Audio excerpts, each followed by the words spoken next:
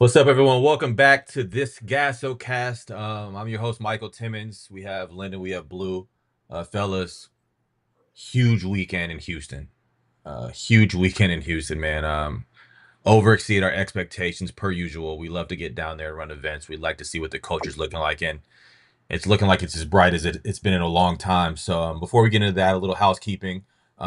We continue this fall tour. We're back in DFW, October 11th, for our GASO fall tour, the final high school stop, and then October 17th and 18th, the JUCO and Prep Showcase. I'll say this: if you're fans of basketball, you want to come out to see that. We have some of the top prep schools in the country, some of the top JUCOs in the country. The defending national champion Trinity Valley is there, and they are going to get everything they want at that event. So, if you're a fan of basketball or you want to see some of the ex-Texas high school basketball players looking to continue their journey, they'll be in our event. So that's going to be a big weekend.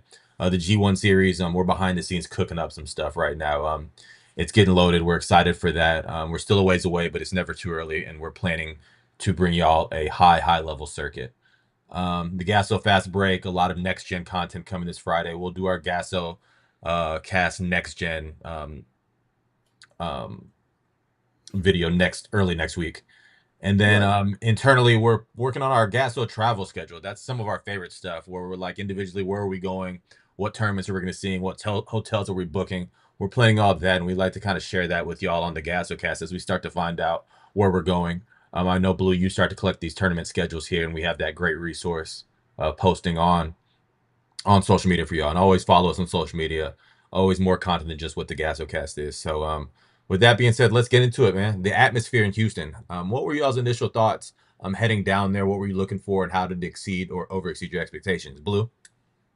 You're always looking for the next great, team in this situation, players who's up and coming, how people have improved, and it blew me away of the passion of everything that was going on. The teams were out there playing hard and competing. The high school coaches that are sitting there evaluating their team. You can just see their minds moving in a direction of like, this is where we have to get better. This is what we have to improve on, and just talking to some of them, how they take this time in order to evaluate in their own program.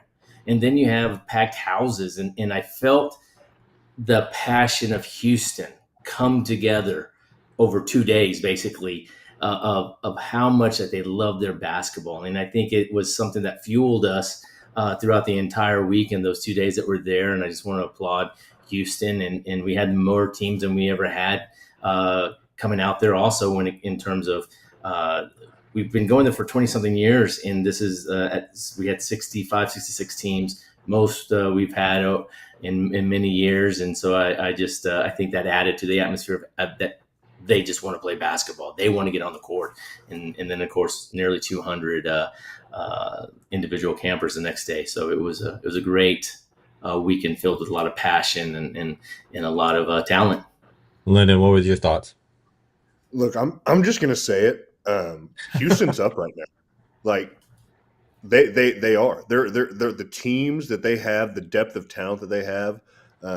It's in a really good spot. Especially last year DFW loves to talk about 5 state championships at the big school level, and Beaumont was the one from Region 3.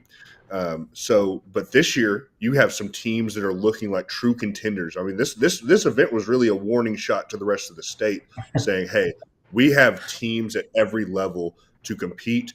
That should not be viewed as, oh, if they get there, they should be viewed as favorites in some cases."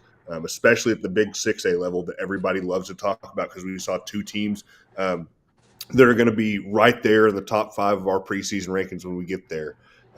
And who knows the order that they're in, but we'll have those discussions as we get closer to the season. But I mean, on all levels, I was blown away by the talent, not just from the individual prospects that I was able to evaluate, but also from these teams. These are real programs with staying power who get the best out of their guys. And Houston it's on the rise. Their stock across the state is on the rise right now. Yeah, for me, real quick, I had somebody come up midday and they were like, "Hey, we love Gasso's events. We love how y'all put them on, but what's up with y'all putting so many top players playing at the same time? It's so hard for us." And I was like, Hey, that's a good problem to have, I guess. But speaking back, it was crowded in there. The crowds have never died. The games and the matchups exceed our expectations. You can put matchups on paper, but then they have to deliver.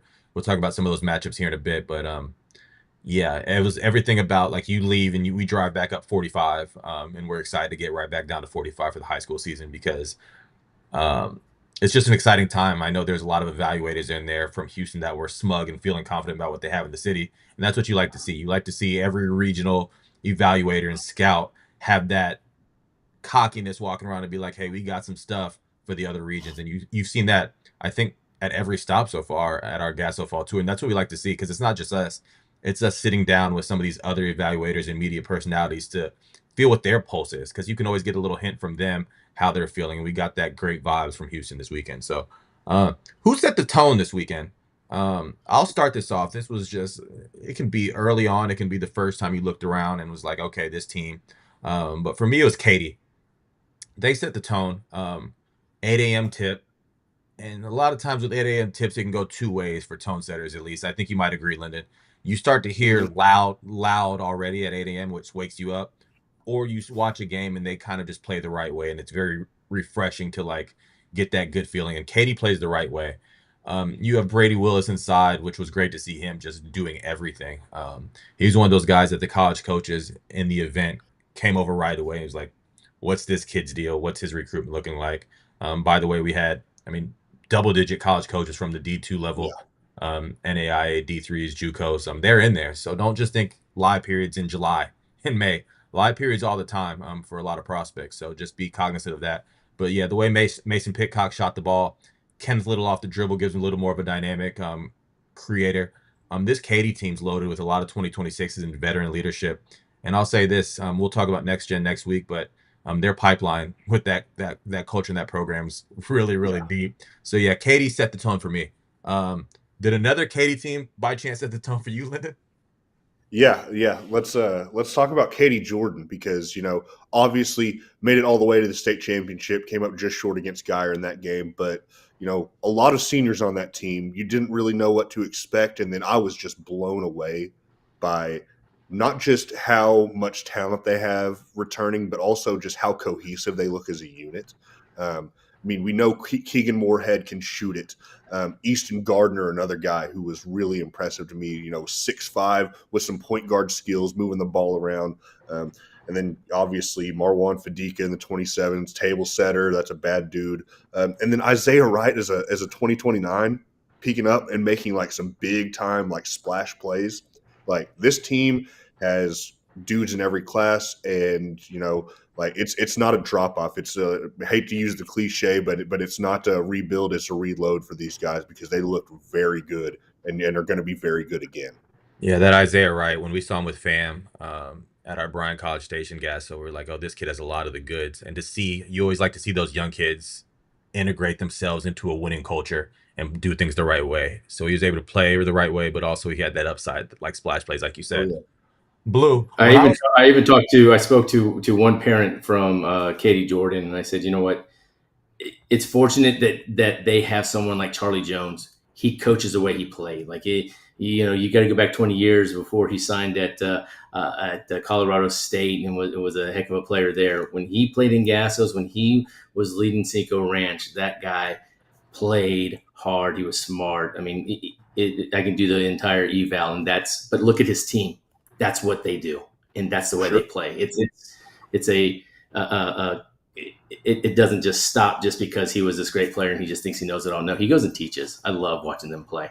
And then I'll get into my no, yeah. well, real quick, I mean, not too loud. He probably doesn't want to hear it was 20 years ago. So be quiet on that a little Hey, bit. it was right around the time when I was getting in too, so it could be a little bit more than 20. Sorry, So Charlie. Blue, when I talk about set the tone, this was another one you got to them first. But at 8 a.m. when you start to hear rims being teared down, you hear the crowds roaring.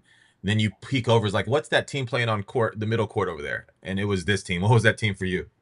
Oh, Cy Falls. I mean, we can always, in a lot of ways, they're always on the path to the regionals, right? They're always on the path of like, a couple times, recent years, Richard Flores and his team have come up a little bit short. But when you look at this team here, they're stacked. and I'm saying stacked with 2028 with those Yeah. sophomores with June Watts, Trey Washington, JD Humphreys. So we already had a sense of like what they would look like, a Richard Flores team stepping onto the floor, but then all of a sudden Daniel Patton comes in to view, a 2026 unsigned senior that's a move-in, I believe, from California.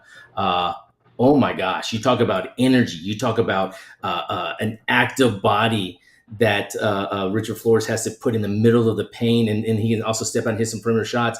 Rim to rim, he was hard to stop. And that's the kind of player that can bring and pull the entire team with them. And those other guys are program players, so he needs to learn probably a little bit more, have a little bit more chemistry, have a little bit more sense of what the program has been built on for many, many years as he starts getting into the regular season. But he's setting the tone. And so college coaches were like, who is this kid? What's his background? Everything else. My goodness, what you saw is what you're going to get, and then there's a ceiling to that, right? There's a little bit more to add to his game because he's going to get a lot of exposure at being from Cypress Falls, and from just being on that court with so many really good players. This team is built right now, I think, to really kind of be. Well, I'm not being quiet for them, but they're a team that could probably be quiet in the beginning to get their feet under them, get their legs under them, and then, as we get into district, which is still months away, who knows? Like, this is a very fun team to watch. No, absolutely. The one thing about Cypress Falls, we talk to a lot of like event directors that are always like tournament season. They're like, hey, who's a team that has some young talent that we can get into our event early and in a couple years? And like Cy Falls is that team. I think that a I've lot of already made us some phone calls. yeah, yeah, I've exactly. already, Yeah. on Sunday. Yeah. I was already talking to in season directors. Shining stars is our next segment. Who's a player that you want to just give them their shining star moment? Lyndon, for you, who is that guy? Yeah, let's go Peyton Jones, Beaumont United. And this kid, we're running out of things to say about him because he's just relentless. He's somebody who is just going to make life so difficult on you on both sides of the ball, because he just attacks nonstop. He's the kind of bigger guard who can also go in there and get rebounds and put backs and ones and all that stuff. Do the dirty work for his team, set the tone by example, and just his athletic tools on the defensive end, his length, his instincts for the ball are crazy. This is a kid who really helped himself in two big time matchups as the day kind of came to an end. He was the guy I had my eyes on in the later matchups in Houston, and he did not disappoint. I think he averaged 23, 24 points a game this weekend. So yeah, he was doing it at every level this weekend. Yeah, that they were such a good them coming in later, like we talked about. We had a lot of great games throughout the day, but Beaumont United tipping off at 4:40 as GASO, where we have to be event directors and evals. It's like refreshing to get such a powerhouse to come in later and play high level matchups as well. It makes those days go by easier. We're human; those are long days. So to get that 5 hour energy, that Celsius, Beaumont United was a Celsius team for us for sure. Yeah. Blue, who was your shining star? Hey, Celsius team, that Beaumont United Grand Oaks games, a lot of Oh yeah. storylines there. It was Golly. pretty awesome to be sitting on the sideline, being a part of it, being part of the fans screaming at the scores table and having to calm everybody down and fix score. Hey, I love it because the passion in September. Caden Smith from Houston Second Baptist, 6'8". We got a little bit of a glimpse of him, didn't we, at TABC, and like wondering, hey, Taylor, asking the head coach Taylor Land, who is this? And Taylor's basically, I don't know. He just enrolled in May. This is the first time we get to see him. So now we've seen him twice in two separate weekends, and he's a key to this team. I think Second Baptist already is. I don't know if we would say that they're number one in the state yet in terms of private schools, them or Dallas Episcopal. That doesn't matter. They're going to be competing for another title, and they're going to have a big man in Caden Smith down there that's going to be able to eat up and clog up the middle. Like, he only had 4 points in one game, 6 in the other, but his play is much larger than that, isn't it? I mean, it's even with 10 total points in 2 games, it's the big rebounds. It's the being the defensive stopper down low, altering the shots, going out high ball screen for Reese Alston to get the offensive going. There's so many little things that happen along the way that points just don't matter. And with Caden Smith, this is somebody that's going to continue to improve. His body's already kind of starting to lean up a little bit here, and so he's just going to continue to get better, I think. And Austin, I really think that he's going to be a key part. He has a chance to be a key part of this team that will pay dividends down the line here against the high power teams of their schedule that they have that starts in the first week of November. Yep. Yeah, for me, my shining stars was a matchup between Strake Jesuit and Katie Cinco Ranch, and Justin Thomas and Dylan Jones Bynum went at it, and that's all you want to see a lot of times. Like, we're familiar with both of the guys' games. I will say this: Justin Thomas has gotten bigger, stronger, and faster. He's not that 5'10" guard anymore. He's closer to 6', 6'1" with the frame. Obviously, Bynum, all the offensive gifts that he has, but both of them made it hard for each other. Top of the key pick and rolls defensively, they were running through screens trying to get over the top. They took that matchup personable. High level game, back and forth. Both of them showed why they're so big time, and both their stocks rose by it's just by wanting to compete. Sometimes you see kids that know that they have names and they're just going to kind of shy away from that competition. It's a fall event, no big deal. But these guys played with urgency, and I want to shout both of them out as my shining stars because those type of matchups are why we go down there, and it was high level stuff. So next segment, who was somebody you got more familiar with this weekend, Blue? This kid that you're going to talk about, I sat front and center along with you, and he really had it going. Yeah, I believe they were playing Cypress Park, if I'm not mistaken. Is that right, Michael? And so C.J. Williams from Houston Stratford put up 17 points. But they were, to me, a very loud 17 points. The way that he can come off the dribble and just bounce off the floor to rise up to knock shots down. I mean, guys, opponents were running at him, putting a hand in his face, and he's knocking down shots, going around them, being the ball handler, the distributor. So many dynamics to his game.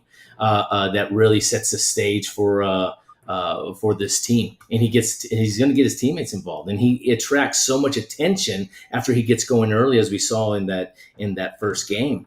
Is that when they start pressuring him and the defense starts collapsing on him because they don't need him to take another shot from the perimeter, he's able to get the ball out of his hands very quickly. He had a really good showing at TABC, and now all we are seeing is just the momentum from over the last few months hit the stage with his high school team, and so this is going to pay. You need to be paying attention to him because he's going to be able to do a lot of things for a college at the next level, and he's going to play smart basketball and be able to put the ball in the hoop. And I think that he showed that and showcased that against Cypher. Yeah, I'll hop in here. Anthony Key of Atascocita. When you talk about Atascocita, you first thing you think about is how hard they play, how disciplined they are. A perennial top 3 team in the state, and they might not be 3 in my opinion, but we'll have that conversation, fellas. But you're so used to leaders on the court, veterans, and then here comes a freshman that's 6'7", and you're like, okay, well, can he buy and can he play at the level that Coach Martinez wants him to play at? And you see him come in there and fit a role so perfectly for a freshman. Obviously, there's growing pains and things like that, but he embodies everything a Atascocita is. And like when you talk about some of the top teams in the state, when you have a kid at a 2029 that can just infiltrate that program and do the things he was doing, from playmaking, from scoring inside with no nonsense, from passing the ball and making reads and stuff like that. When you see what he looks like in fall, I can't imagine what it's going to look like in January, February, and possibly March. So he was a kid that we had circled from the summer that you always wonder how these kids, when they get that varsity opportunity, are going to look. And he was more than ready for the task this weekend in some high level games. Lyndon, who'd you get more familiar with this weekend? Yeah, no, I kind of gave myself the goal this weekend of getting more familiar with the 28 class in Houston, especially as we start to get the ball rolling with rankings on their behalf. That'll come out, February, late January, during the high school season, seeing who I need to circle back on once tournament season rolls around. And a lot of these guys, they're left no doubt. Houston Heights started off early. E.J. Beard, Eric Ekwegbara, Jamison Bailey. They've got 3 dudes in this 28 class that were loud at various points throughout Saturday. That was a really good evaluation chance for me. You talk about Tylen Ennis. with Pearland, that kid has go. I mean, he was everywhere, flying around, making plays. Just one of those quick, twitchy. Very, very just the speed of thought in his game is very evident with That's a how he good. I like. thinks. I like that speed of thought. Yeah, That's cute there. yeah. It processes the game very well. Um, you know, Caleb Huff at Katie Jordan, I missed out, but he was very productive. Showed the ability to stretch the floor, rebound, physical. Obviously, Emmanuel Nwabuoku from Straight Jesuit was on that rim early, being very loud with his above the rim athleticism. And it was just a lot of different guys that were just very impressive. Aiden Clark at Houston Legacy in that big game that they were in, went toe to toe with Atascocita and Seven Lakes, and he was making plays, showing up for them. So this 28 class in Houston, obviously there were some big fish that weren't there this weekend, but we got to see a lot of them all under one roof. At the MI3 Center, and yeah, this class has a chance to be a very, very good one for the greater Houston area. I agree. So this final segment, memorable moment. Who stood out that left an impact for you as an evaluator? But I kind of want to change that from the perspective of all three of what we're about to list. These performances turn us into fans. So a lot of times you just get to immerse yourself into what's going on and feel what the fans and the parents and everybody watching was. So what was that memorable moment for you, Blue? I think this right here you can cue up for me the piano, the soft piano with the violin in the background as we I see Austin Brown becoming one of my favorite players in the class. He's going to Maryland. He's committed there, right? But it's not about that. It's about that we had the chance for 4 straight years, starting with that freshman year, seeing him on MI3 court 5, string being maybe 140, 150 pounds. And we were expecting so much from him. He didn't let us down. He just looked like a freshman, right? And then as the years have gone by, he's been one of those conversations in our war room of meetings of like, how good can he be? Has he slipped? Is he getting better? And then seeing him this weekend, and just I think I admire the fact that and thank him that we into head coach JT McManus that we got to see a kid from start to where he is now because he's not finished. But the strength, the body, the green light, the confidence in which he has to shoot anywhere on the court. And I'm sitting in the crowd versus Louisville High School, and somebody goes, I guess they're just going to let this kid shoot from wherever he wants. I go, yeah, and he's going to make them. And and guess what? He put up 34 against them. Sometimes there's one guy that you need to stop, and then that doesn't happen. And so Austin Brown is just one of those guys that where I look back, I think it wasn't just a memorable. I think it's sadly to say, the memories in which he created for us, so we could see him every step of the way at every September stop. And JT McManus, their head coach, he supported us through all of that, and we got to see a dude that's a player. And we don't know how once he gets into a system like a Buzz Williams system and has the chance to get on the court and play. He could be doing some special things here in the next few years. I agree. Lyndon, what was that memorable moment for you? Yeah, let's start this out by giving flowers to the backcourt at Summer Creek. I'll get to who the memorable moment was in a second, but Pat Impoli, Reggie Rideau, Cam Martin, that is a three-headed monster that you do not want to have to play against, because in the first half against Friendswood, they were forcing turnovers. They were all over the place in the lanes in transition, making shots. I think it was like 32-16, 34-16, something like that at halftime. Summer Creek was up. But then interstage right, Chase Richardson in the second half, because this is the peak that everybody sees when you're talking about a kid who can run point, who can get downhill. We know about his physical gifts, about his the acceleration that nobody else really has in this class in the state. But the shot making out to like 30 feet, I mean, he was hitting some volleyball line pull-ups. And it wasn't just the scoring, because this game got down to the wire. He brought his team back, and this was a huge performance from him in the second half specifically.